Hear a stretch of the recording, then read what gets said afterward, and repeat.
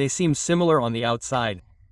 As you can see, curved plastic chain conveyors often have a gap like this. Straight conveyors have a square, closed design like these, right? These are for straight runs. The curved ones are like this. They always have this gap to accommodate the curvature radius. Usually, the minimum bending radius is 500. However, I won't talk about the bending radius now.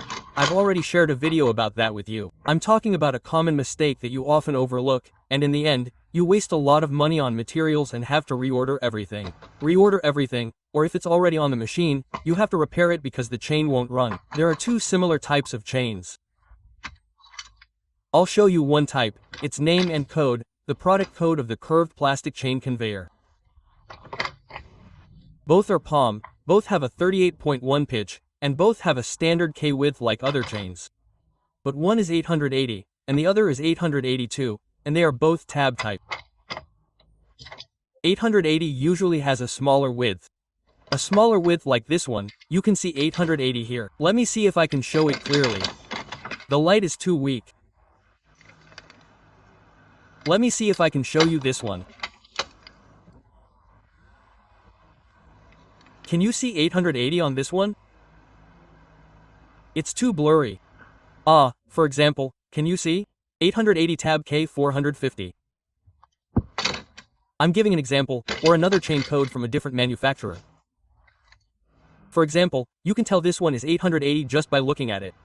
See? 880 tab K4. Why? Because typically, the width is 450. If you take 450 and multiply it by 2.54, it's about 114 millimeters. 114.3 millimeters, for example. If it goes down to that, then it's definitely 880, because the nature of these two types is different in terms of load capacity and tensile strength. If you see a width of around 150 millimeters or more, you have to be very careful. There are two types, and each type comes with its own set of internal components and accessories. Making a mistake will cause a lot of trouble. Just now, I shared with you the image of the chain code. You can just flip it over and look at it. My eyesight is poor. Here, you can see. That's 880.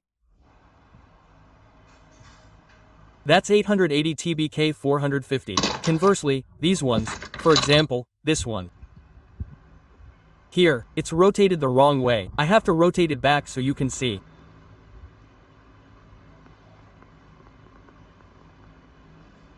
Can you see it? This one is changed to 882. Can you see? 882, also 880, 882 tab. So now I will directly compare the chain base.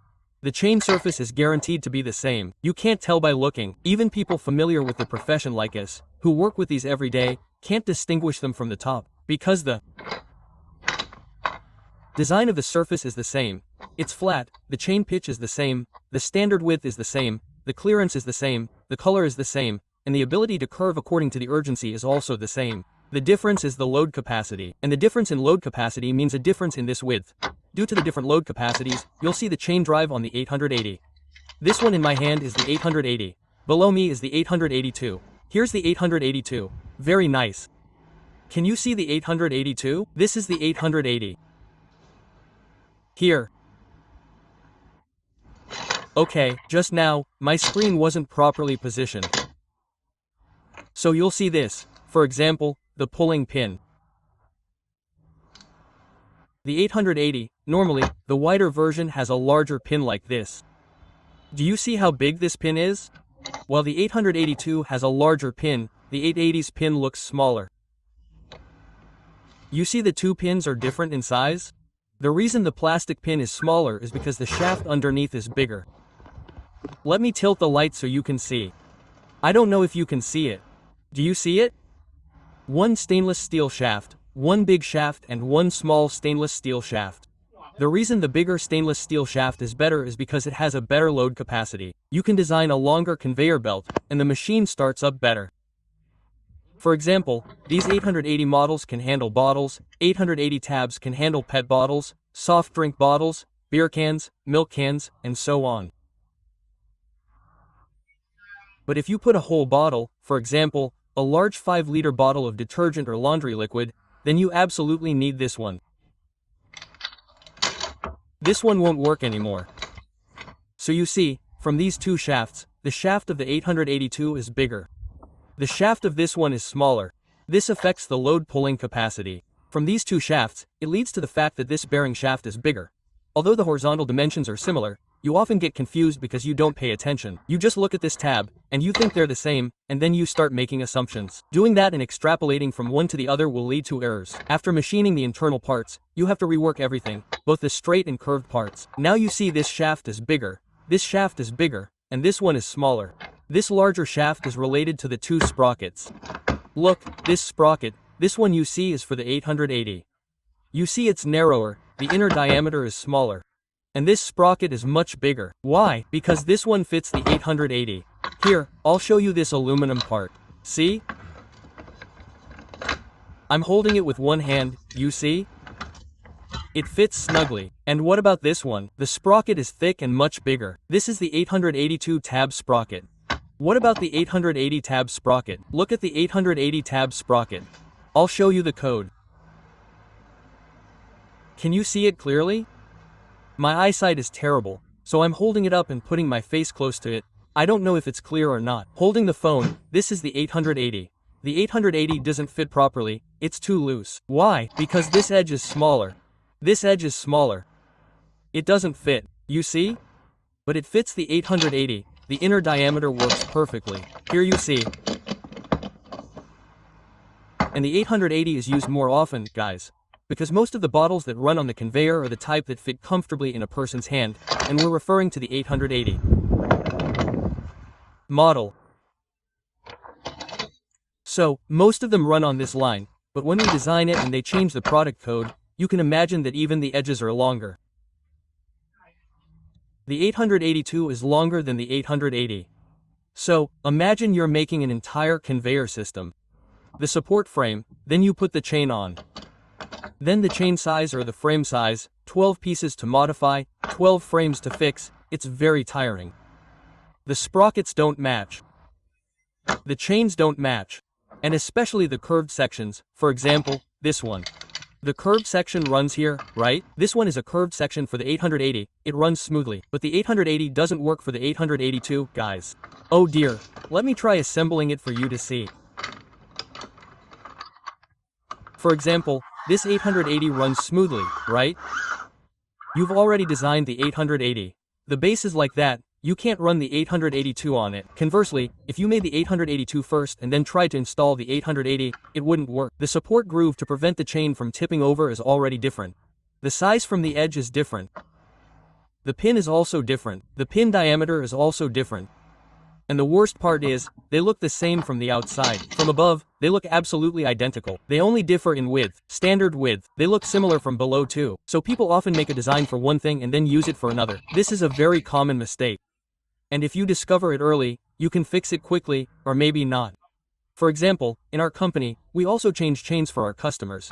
Don't just say, oh, and then share with everyone how to fix it. Those who aren't familiar with it will replace the entire internal mechanism, or even the entire chain set. They'll order parts, order chains from abroad, then wait, causing delays and unnecessary additional costs. But this problem is very, very simple, guys. The main difference is just the chain base. We see they look similar and assume they're the same design. That's not the case, guys.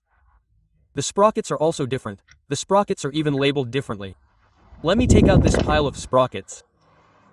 Here, the sprockets are also different, guys. You can see the tooth shape is different.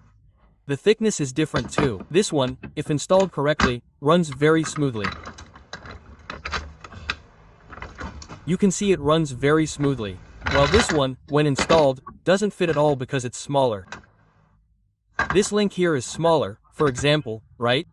Conversely, if you install this one on the other side, it's loose and won't pull. So, replacing the sprockets is easy, guys. Replacing a flat part or a bevel at both ends is easy because the axle holes align, but the entire internal mechanism below, with straight and curved sections, is very difficult to work with. How can you fix each part individually, or just replace the chain? Replacing the chain might not meet the customer's requirements if they specified a particular chain type, and replacing the entire lower assembly means a whole new frame structure, guys.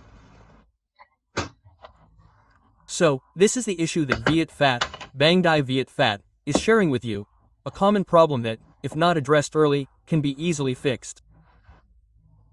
But if you let it go on for too long, the the consequences can be quite significant, and the initial problem is very small. It mainly involves two models, the 880 and 882, which are two different models.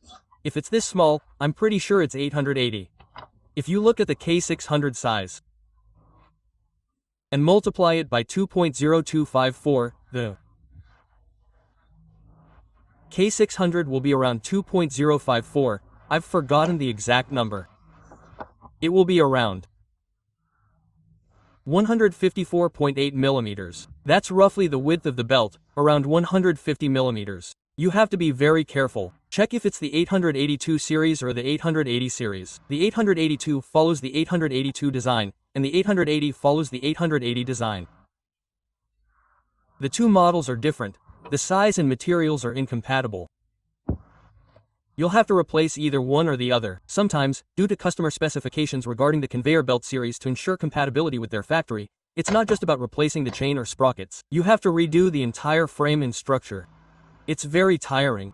So, that's a sharing for you guys because this issue has occurred with several of my customers, and it's a very unnecessary problem.